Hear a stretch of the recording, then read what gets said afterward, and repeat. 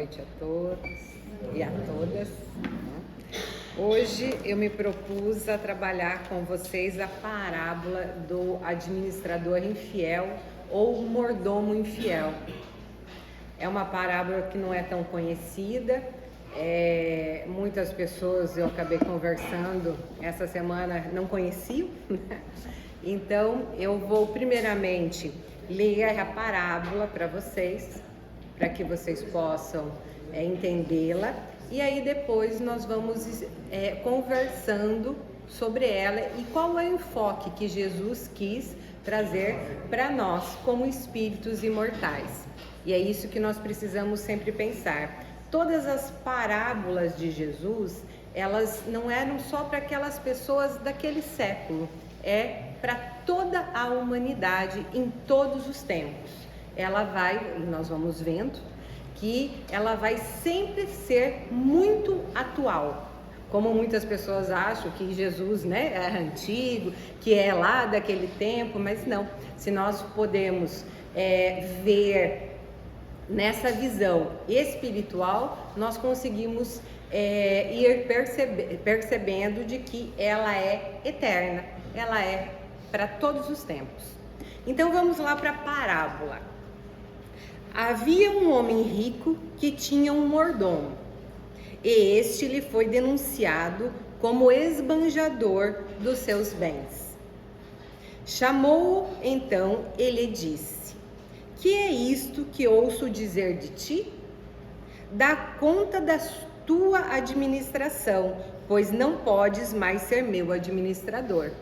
Então, Jesus ali, ele coloca então desse homem rico. Então, esse homem rico, ele tinha um administrador. Naquela época, então, os homens que tinham mais posses, eles eram donos de uma terra muito grande, e aí tinha outros que arrendavam essas terras e tinha o administrador, esse que cuidava e que cobrava os valores de cada proprietário, tá? E aí esse dono descobriu que o administrador estava tirando proveito, né, das coisas, dos bens que ele tinha. E aí ele chama esse administrador e ele pergunta, né? Que fazes da tua administração? Pois não pode... Daí ele fala, né? Então que era melhor, que ele não queria mais ele como funcionário dele, tá?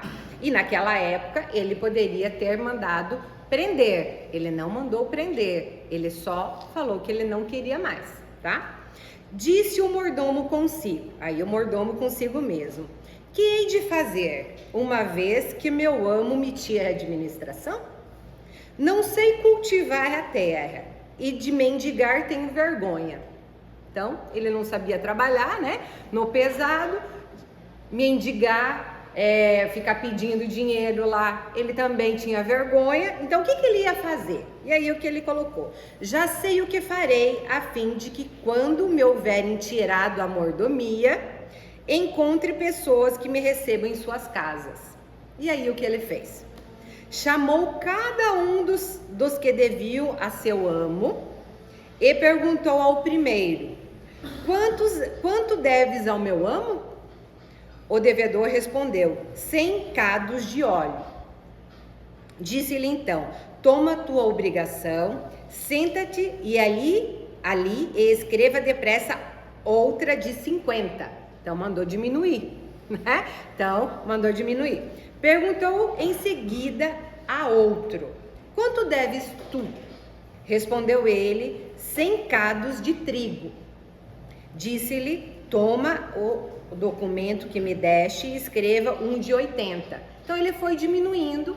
Ali, durante todo o estudo, a gente foi vendo que na época o óleo de oliva ele tinha um valor, né? O trigo tinha outro, mas ele fez um desconto proporcional igual para todos.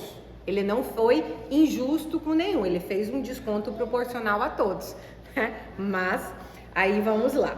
O amo, sabendo de tudo, louvou o mordomo infiel por haver procedido prudentemente, porque os filhos do século são mais prudentes do que os filhos da luz. Então, é algo surpreendente, né? Porque ele elogiou, né? Então, e eu vos digo, aí Jesus, né? Empregai as riquezas da injustiça em granjear amigos, a fim de que, quando elas vierem a faltar-vos, eles vos recebam nos tabernáculos eternos. Aquele que é fiel nas pequenas coisas, sê-lo-á também nas grandes. E quem é injusto no pouco, também é no muito. Ora, pois, se não houver sido fiéis no tocante às riquezas da injustiça, quem vos confiará as verdadeiras? Se não fosseis fiéis com o alheio, quem vos dará o que é vosso? Isso está tudo em Lucas, capítulo 16, versículo 1 a 12. Então, no final, até né, quase ali no final, a gente entende, então, que o administrador, ele foi lá, então ele diminuiu tudo. Mas depois a gente se surpreende, por quê? Porque Jesus, ele veio falando de que o administrador lá, ele fez algo prudente. E aí nós vamos pensar como que Jesus, né, vai falar que ele, então, enganar o outro é prudente, fazer algo assim é prudente. Mas Jesus, ele estava querendo falar para as almas, né? Para esse ser imortal que somos nós. Então vamos pensar como sendo o dono da terra, Deus, tá? Então é Deus que é o governador, né, de tudo, e aí podemos até colocar Jesus, que é o governador da terra, tá? Então, nisso, seria Deus, então, o dono da terra, e, então, o administrador infiel seria a humanidade ou nós. Aí, né, e também as terras seria o planeta Terra. Mas daí nós vamos pensar assim, então como nós vamos ser o administrador infiel, tá? E aí nós vamos achar no Evangelho segundo por Emmanuel, então no Evangelho segundo Lucas, mas ele que vai trazer, o Emmanuel que vai trazer algumas coisas, e ele vai falar sobre essa parábola também, tá? E ele vai colocar de que, então, tudo que nós temos hoje, como dádiva de Deus, que é o nosso corpo, a nossa inteligência, né? Tudo que nós temos, inteligência não, tá? É o corpo e os bens materiais, tudo que está fora de nós, são bens emprestados por Deus. E o que realmente é nosso, tá? O que nós levamos realmente, a nossa inteligência nós levamos para a eternidade. As nossas questões morais, aquilo que nós conseguimos ter de bom em relação à nossa consciência, as leis morais, então tudo que nós acabamos fazendo pelo outro, tudo aquilo de bom que a gente faz, isso sim nós levamos para a nossa vida após a morte. E aí ele coloca de que, então, é tudo um empréstimo. O tempo todo é um empréstimo. Se é um empréstimo, nós temos que pensar da seguinte forma. Então, Deus nos emprestou, ou Jesus nos emprestou, nós viemos com o corpo que nós temos, com a questão financeira apropriada para aquilo que nós necessitamos, com o aspecto físico, com as doenças, com a saúde, tudo é emprestado por Deus por um tempo. E quando nós vamos embora, né, quando nós morremos ou, né, desencarnamos, como a doutrina espírita fala, nós vamos levar o quê? A pergunta é que ele coloca ali. O que nós levamos, então? Né? Do corpo, nada. De tudo, o nosso trabalho, a nossa profissão, a nossa casa, a nossa família, né? As coisas corporais que nós temos, tudo, a beleza, né? Tudo isso se acaba com a mão niveladora da morte. Pobre, rico, todos serão iguais. E aí, então, se tudo isso acaba, o que fica? Fica o que nós fizemos de bom, tá? É aquilo que, quando nós chegamos, nós conseguimos evoluir espiritualmente. É isso que nós vamos levar para a vida depois. Quando nós pensamos nisso, então, né? E aí a gente vai pensar naquela parte, tá? Quando ele fala que fazei amigos para vós mesmos com as riquezas da injustiça, para que quando cessar, né, quando partirmos, vos recebam nos tabernáculos eternos. Então, quando ele coloca dessa forma, porque pelas injustiças, né, pelas riquezas da injustiça? Porque ele coloca, não é somente no agora, tá? Vamos pensar na vida terrestre mesmo, lá nos países, lá no início, tudo foi muita injustiça, foi matança, foi muitas coisas, e eram nós lá, tá? Que fizemos muitas coisas. Hoje nós podemos não fazer mais tudo isso, mas nós somos devedores. Todos nós que estamos aqui na Terra somos devedores, porque se nós não fôssemos devedores, não estaríamos aqui. Tá? Então, esse é o ponto principal. Então, se nós somos devedores, nós não ocorre injustiça, aí ele coloca, então, que os sofrimentos todos nós vamos ter, né? Nós temos esse sofrimento. Mas por que que ele vai colocar, tá? Que granjeamos amigos. Por que granjear amigos? Por que fazer amigos é tão importante, e é isso que é a parte principal dentro da parábola que Jesus quer de nós, porque ele quer dizer na parábola que façamos igual o administrador infiel. Aí, mas como que vamos fazer igual a ele? Porque ele, né, diminuiu a dívida do outro. Então, é exatamente isso, porque o que ele fez e o que Jesus quer de nós, tá? O que Deus quer de nós, que nós possamos ir ao encontro dos que sofrem, tá? Que nós possamos sair de nós mesmos para que possamos ir ao encontro de todos os nossos irmãos sofredores. Porque quando nós vamos ao encontro do outro, nós amenizamos as dores.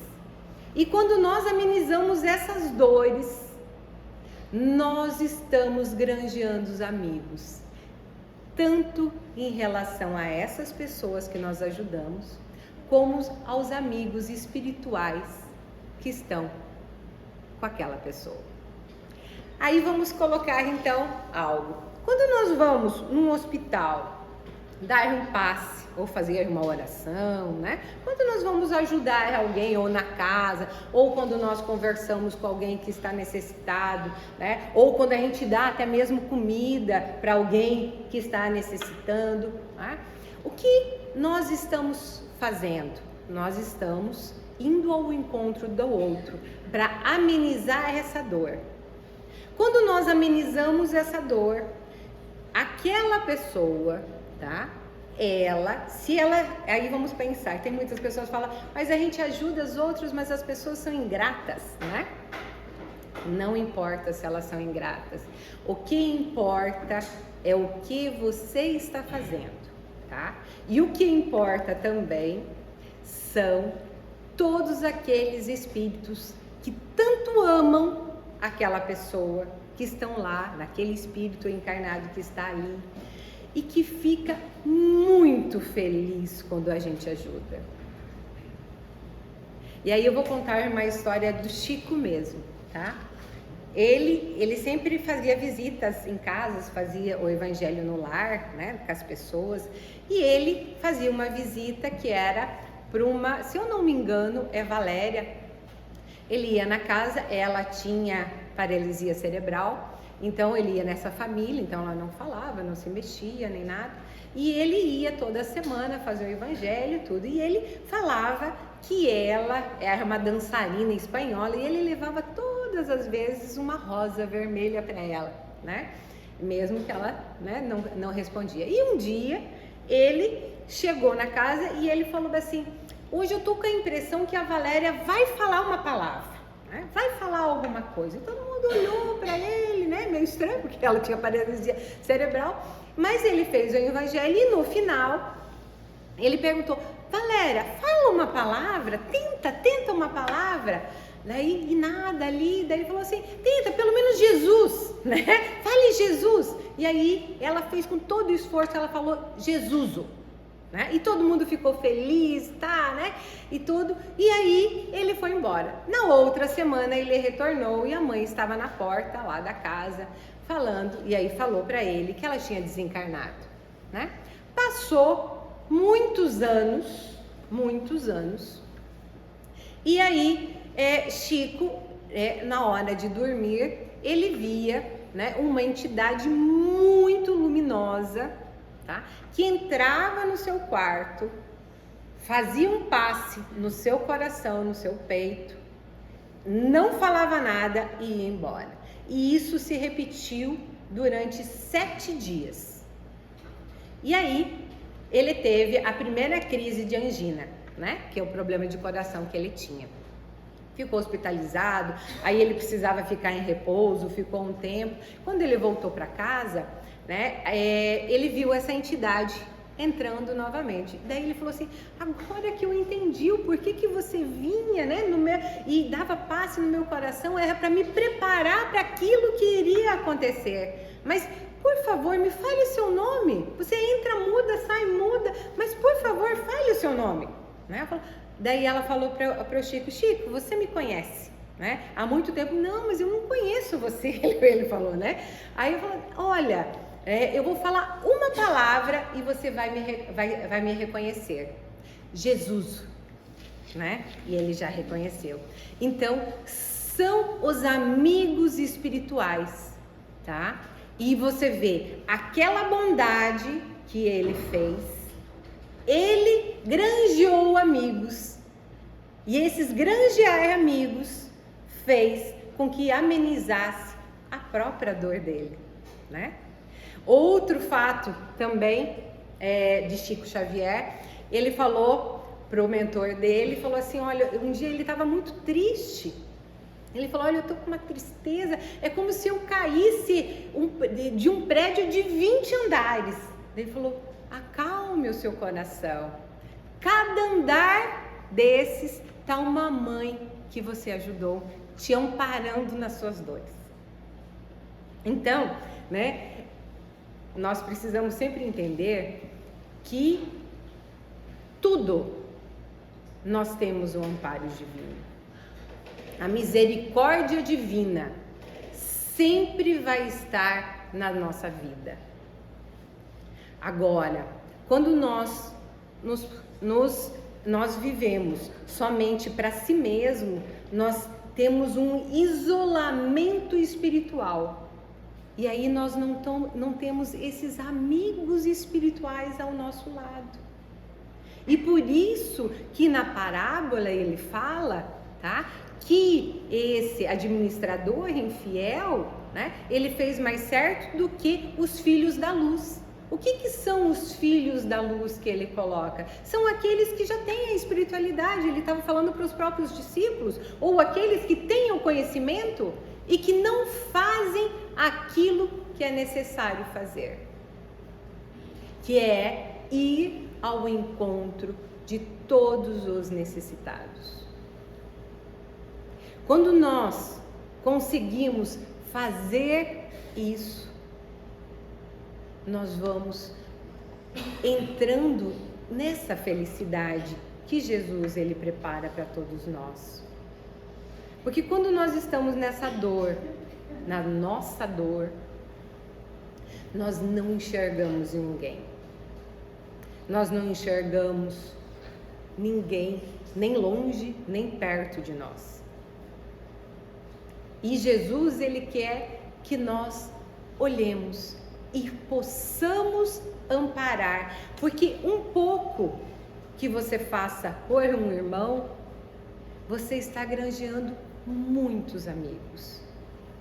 E talvez hoje você não necessite, como o Chico não necessitava naquele momento, mas todos nós aqui na Terra um dia vamos necessitar.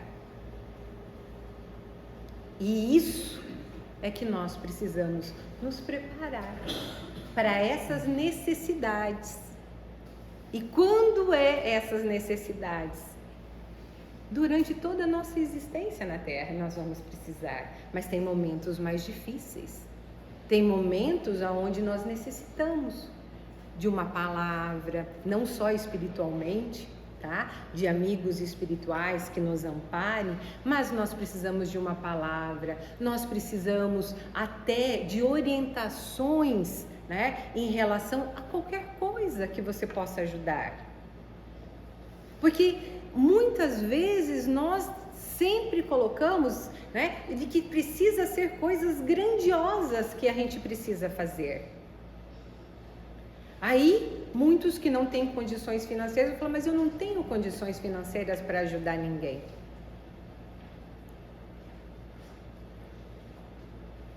Mas se a gente sempre tem, né? Nós sempre temos algo a mais para dar. Nós sempre temos uma palavra, né? Um consolo, porque toda vez que nós enxugamos a lágrima de um irmão nosso, nós estamos recebendo a intercessão do Cristo também. Nós somos o intermediário, é como se nós fôssemos o fio condutor da misericórdia divina para nós e para o outro. Porque é misericórdia divina. Aí muitos vão colocar, mas por que não pode vir Deus mesmo e fazer, enxugar a lágrima? Porque exatamente todos nós somos devedores. É um devedor ajudando outro devedor. Não tem ninguém melhor do que ninguém. Todos nós somos devedores. Então, né? Por que é tão importante que um devedor ajude outro? Porque é dessa forma que nós vamos aprendendo o que é o amor. Porque Deus não é um pai que quer punir todo mundo, tá? Todos os filhos. Ele quer que aprendamos a amar. Isso que Ele quer. E é por isso que necessitamos do outro. Então eu espero, tá? Eu achei muito linda essa parábola, assim, né? Eu não conhecia também essa parábola e eu me propus a fazer, eu quero fazer todas as parábolas, estudar todas as parábolas, porque eu não conheço todas as parábolas, tá? Então eu quero, porque o primeiro ouvido sempre é o nosso, né? Então a gente faz a palestra para nós mesmos, né? Não é nem para os outros, é para nós, né? Mas sempre vai ter muitos ouvidos que necessitam, como a gente, tá? Então espero que vocês tenham gostado e entendido, né? O que Jesus ele colocou, porque é uma parábola muito profunda, ela tem vários outros significados, ela pode ser ampliada em muito, né? Eu só dei uma resumida, mas se vocês quiserem, tem, né? Então, nesse livro aqui, né? Ele vai ter algumas coisas, eu tirei também nesse daqui, tá? Sobre as parábolas evangélicas. Então, assim, vai ter muitas coisas, vocês podem buscar, né? Tem muitas palestras também no YouTube que vocês podem ver, que pode aprofundar mais em várias vertentes para que vocês possam entender, tá bom? Então, uma boa semana a todos.